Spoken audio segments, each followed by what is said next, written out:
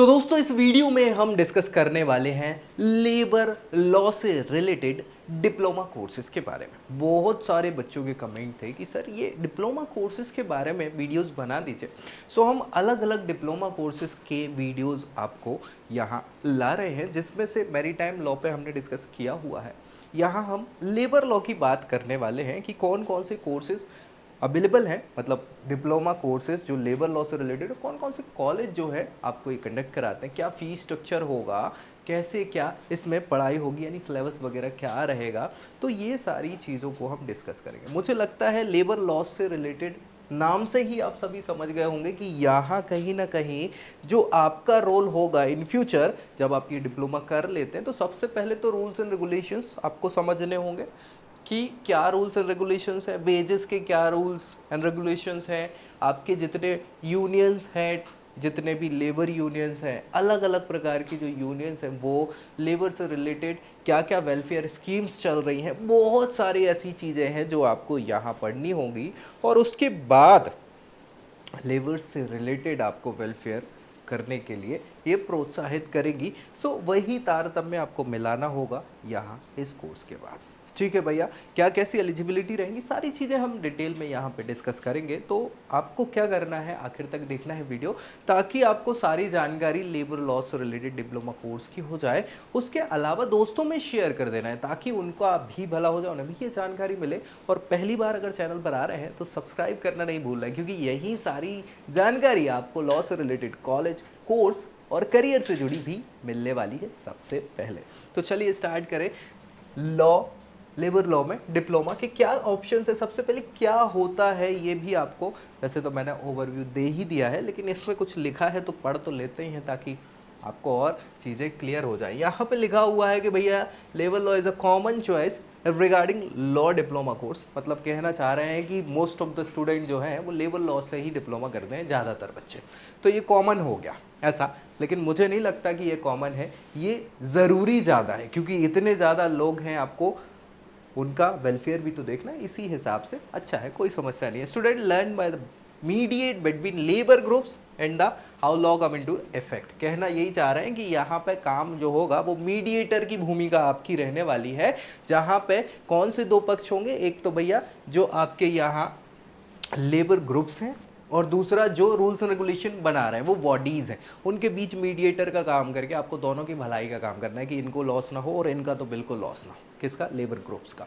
ठीक है, सो वैसा आपको काम करना है। और यहाँ पे आपको जो पीजी डिप्लोमा कोर्स अगर आप कर रहे हैं तो वो थोड़ा सा और बड़ा हो जाता है। क्यों बड़ा हो जाता है? क्योंकि यहाँ इंडियन लेबर लॉ और सिस्टम ट्रेड यूनियंस जो है बड़े लेवल की, उनमें आपको ये थोड़ा सा फ़ायदा दिलाता है, उनसे रिलेटेड चीज़ें आपको मिल जाने वाली होती हैं लॉज से रिलेटेड। कॉलेजेस की बात करें तो आईएलएस पुणे, यूनिराज मतलब university of Rajasthan in Jaipur, symbiosis, ये तो ऑप्शन है ही, गुजरात यूनिवर्सिटी अहमदाबाद, इसके अलावा आनंद लॉ कॉलेज, और भी बहुत सारे हैं। ये कुछ कॉलेजेस के नाम यहाँ आपको लिख दिए गए हैं ताकि व्यवस्थाएं हों। कोर्स फी की बात कर ले तो डिपेंड करता है course, college to college, university to university, 10,000 to 15,000 50,000 ये आपका फीस स्ट्रक्चर हो सकता है।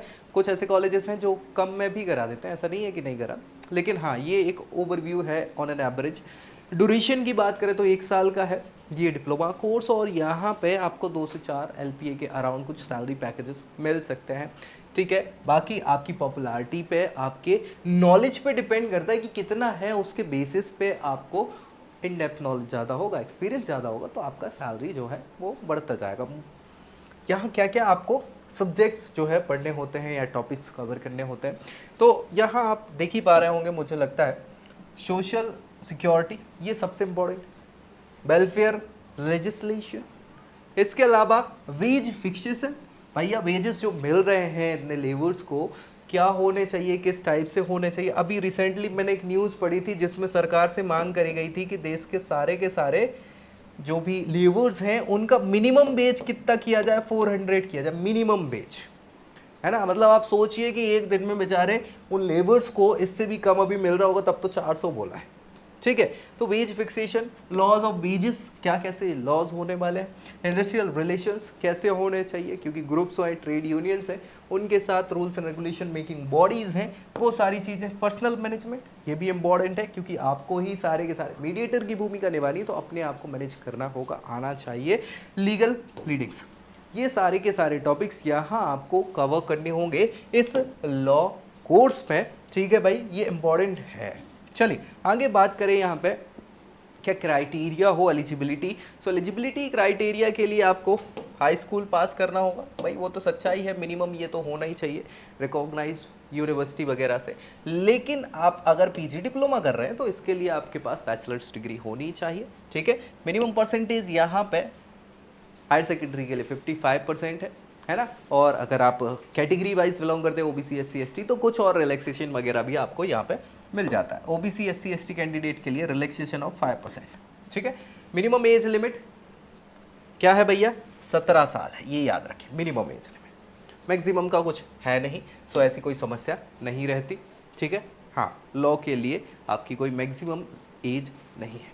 अब डिप्लोमा कोर्स की बात करें तो 3 प्रकार के आपको मिल जाएंगे, है तो डिप्लोमा कोर्स, लेकिन उसमें भी आप देखें तो full time diploma course, part time diploma course और भैया डिस्टेंस कोर्स, ये 3 ऑप्शंस अवेलेबल है अलग अलग कॉलेज में। यहाँ पे अगर आप फुल टाइम कर रहे हैं तो 12th पास होने चाहिए, 55%, 1 साल का ये कोर्स होगा। यहाँ भी 55% से 12th पास होनी चाहिए, 1 से 2 साल। पार्ट टाइम है ना, तो थोड़ा सा भाई सब्जेक्ट तो लगभग वो कवर करना ही है, तो टाइम थोड़ी सी ड्यूरेशन बढ़ जाती है। डिस्टेंस वाले में और क्योंकि कुछ कह नहीं सकते, तो 1 से 3 साल डिपेंड करता है क्या कैसा है, 50 से 55% आपके मार्क्स हो। पीजी डिप्लोमा के लिए अलग रहेगा, है ना, वही चीज़ हो जाएगी आपकी ग्रेजुएशन को लेके, ठीक। हाँ, ये याद रखिए, ये सिंपल है, वो पीजी है तो उसके लिए बैचलर्स होनी ज़रूरी है। लॉ कोर्सेज की बात करें यहाँ डिप्लोमा डिस्टेंस कोर्सेज में, तो डिस्टेंस कोर्सेज में बहुत सारे कॉलेजेस जो हैं आपको या यूनिवर्सिटीज़ ये फैसिलिटी प्रोवाइड कराती है कि आप डिस्टेंस में भी ये लॉ कोर्स डिप्लोमा वाला कर सकते हैं। जैसे एक मद्रास यूनिवर्सिटी है, आप देख पा रहे होंगे। इसके अलावा आप देखें IMTS इंस्टीट्यूट है, इस पे और भी बहुत सारे हैं। इनका कोर्स फी जो है वो डिपेंड करता है इनकी ऊपर, 9 से 25 हज़ार के अराउंड कुछ फी होने वाली है। और यहाँ पे 3 साल तक, जैसे अभी हमने देखा 1 से 3 साल, तो एक्सटेंड हो सकती है डिस्टेंस कोर्सेज में आपकी ये ड्यूरेशन, ठीक है भाई। आगे बात कर लें, यहाँ अपर एज नहीं है कोई भी, ठीक है। हाँ भाई, कि यार ये मिनिमम एज इतनी होनी चाहिए फलाना निमन, नहीं भैया, पढ़ाई की कोई उम्र नहीं, आप पढ़ सकते हैं। मिनिमम की बात अलग है ना। हाँ, 17 साल। चलिए top labour diploma law colleges की बात कर लें। सो यहाँ पे उनकी फीस की बात करें, जैसे पेरियार यूनिवर्सिटी है, पेरियार यूनिवर्सिटी 3,600 रुपये में ये कोर्स कंडक्ट करा रही है। भारतीय विद्यापीठ है जो 11,700 है ना। इसके अलावा जयपुर नेशनल यूनिवर्सिटी, इसका फीस स्ट्रक्चर चेक करिएगा क्योंकि अपडेटेड नहीं था इसलिए नहीं लिखा है ना। मानिकचंद पहाड़ी लॉ कॉलेज 5,500 रुपये में आपको ये कोर्स कंडक्ट करा रहा है। तो भाई कहीं से समस्याएं नहीं है। Sunrise university school of vocational education 60,000 रुपये इसी चीज़ का ले रहा है। ILS लॉ कॉलेज जो है 18,000 रुपये। Central Indian institute of management studies 14,500। Government law college Ajmer come he fees है, ज़्यादा नहीं है, लेकिन फिर भी एक बार चेक कर लीजिएगा। साजी लॉ कॉलेज जो है 3,905, लगभग 4,000 रुपये। तो मैं वही बता रहा था आपको कि डिपेंड करता है कि college to college, university to university क्या कैसा फीस स्ट्रक्चर है। जैसे साउथ के बहुत सारे ऐसे कॉलेजेस हैं जो बहुत कम फीस में भी आपको ये कोर्सेज कराते हैं। केरला के साथ तो यही अच्छा ही है ना, वहाँ फीस स्ट्रक्चर कम है, ठीक।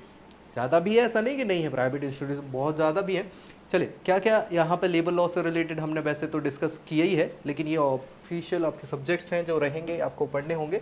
Industrial relations, law of wages, principle of ways fixation, labour employment law, ये इंपॉर्टेंट है। एम्प्लॉयमेंट लॉ तो भैया बहुत इंपॉर्टेंट है, ठीक है। ड्राफ्टिंग, लीगल ब्रीडिंग, क्योंकि इसमें क्या है कि वही सारी चीज़ें हैं कि भैया आप 8 घंटे से ज़्यादा मिनिमम मतलब ज़्यादा काम करा नहीं सकते। अगर कराते हैं तो आपको डबल वेजेस पे आपको क्या करना होगा, उसको काम कराना होगा, और वो भी मैक्सिमम 12 घंटे, मतलब 4 घंटे और एक्स्ट्रा करा सकते हो, उससे ज़्यादा नहीं करा सकते। ऐसे कुछ कुछ लॉज हैं हाँ एम्प्लॉयमेंट के, तो वो बहुत इंपॉर्टेंट है ना लेबर लॉ में। हाँ, लेबर लॉ में ये सारी चीज़ें आती हैं।